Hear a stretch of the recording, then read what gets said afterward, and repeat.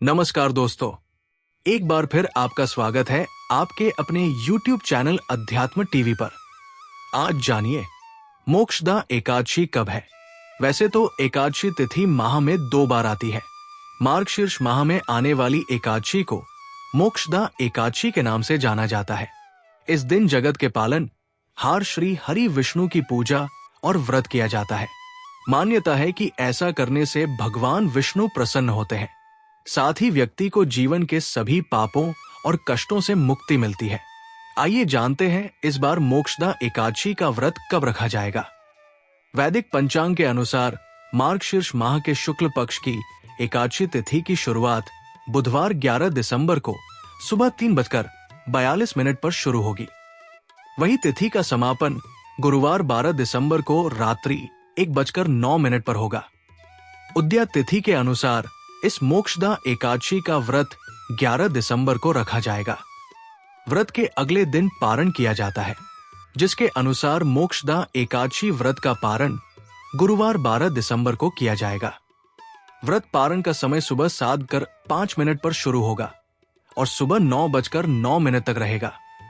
मोक्षदा एकादशी के दिन पूजा करने के लिए सुबह उठकर स्नान करें। इसके बाद साफ सुथरे वस्त्र धारण करें और व्रत का संकल्प लें। घर के मंदिर में दीप जलाएं और एक चौकी पर भगवान विष्णु की प्रतिमा या तस्वीर को स्थापित करें। इसके बाद भगवान विष्णु का जलाभिषेक करें और उसके बाद श्रीहरि को पीले वस्त्र अर्पित करें। भगवान विष्णु को रोली और अक्षत का तिलक लगाएं और उसके बाद पीला भोग अर्पित करें। एकादशी व्रत की कथा सुनें और विष्णु सहस्त्रनाम मंत्र का पाठ करें। धार्मिक मान्यता के अनुसार मोक्षदा एकादशी को भगवान विष्णु, मां लक्ष्मी और श्री कृष्ण की पूजा करने से पापों का नाश तो होता ही है, साथ ही संतान प्राप्ति की कामना, धन प्राप्ति की कामना या फिर विवाह की मनोकामना आदि पूर्ण होती है। इस दिन शंख चक्र गदाधारी भगवान विष्णु के चतुर्भुज स्वरूप की पूजा करने से पूर्वजों को मोक्ष तक पहुंचने में मदद मिलती है। मान्यता है कि जितना पुण्य हजारों वर्षों की तपस्या करने से मिलता है, उतना ही फल सच्चे मन से इस व्रत को करने से मिलता है। मोक्षदा एकादशी व्रत के फायदे। मान्यता अनुसार इस दिन उपवास करने से मन पवित्र तथा शरीर स्वस्थ होता है, पापों से छुटकारा मिलता है तथा जीवन में सुख शांति आती है। मोक्षदा एकादशी व्रत के प्रभाव से भगवान श्री हरि विष्णु मोक्ष देते हैं। इतना ही नहीं, इस दिन पितरों के निमित्त तर्पण करने से उन्हें भी परम धाम का वास प्राप्त होता है। इस दिन गीता पाठ पढ़े तथा उनके उपदेशों को जीवन में उतारने से मोक्ष की प्राप्ति होती है। साथ ही पूजा में धूप, दीप एवं नाना प्रकार की सामग्रियों से विष्णु भगवान को प्रसन्न करना चाहिए। मान्यता अनुसार इस दिन उपवास करने से मन पवित्र तथा शरीर स्वस्थ होता है, पापों से छुटकारा मिलता है तथा जीवन में सुख शांति आती है। मोक्षदा एकादशी व्रत के प्रभाव से भगवान श्री हरि विष्णु मोक्ष देते हैं। इतना ही नहीं, इस दिन पितरों के निमित्त तर्पण करने से उन्हें भी परम धाम का वास प्राप्त होता है।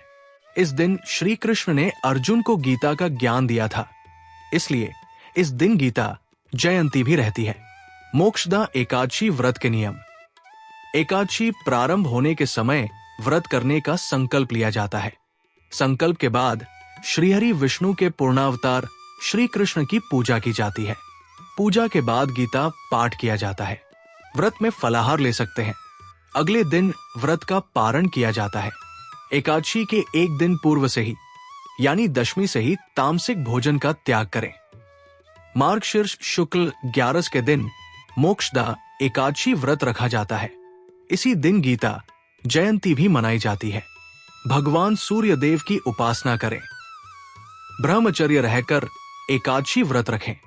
गीता जयंती या मोक्षदा एकादशी के दिन ब्रह्मा मुहूर्त में उठकर श्री विष्णु का स्मरण और ध्यान करके दिन की शुरुआत करें।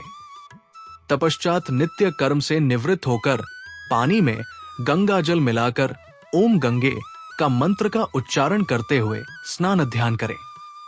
स्वच्छ धुले हुए वस्त्र धारण करके भगवान श्री विष्णु का पीले पुष्प, पीले फल, धूप, दीप आदि चीजों से पूजन करें। श्री विष्णु पूजन के लिए ऋतु फल, नारियल, नींबू, नैवेद्य आदि सामग्री से श्री विष्णु की पूजा करें। आरती करके पूजन संपन्न करें। गीता पाठ का अध्याय पढ़ें और एकादशी की व्रत कथा का वाचन करें। मंत्र ओम नमो भगवते वासुदेवाय, ओम नमो नारायणाय या ओम हरि श्री लक्ष्मी वासुदेवाय नमः का अधिक से अधिक जाप करें। सायंकाल पूजनार्ती के पश्चात प्रार्थना करके फलाहार करें।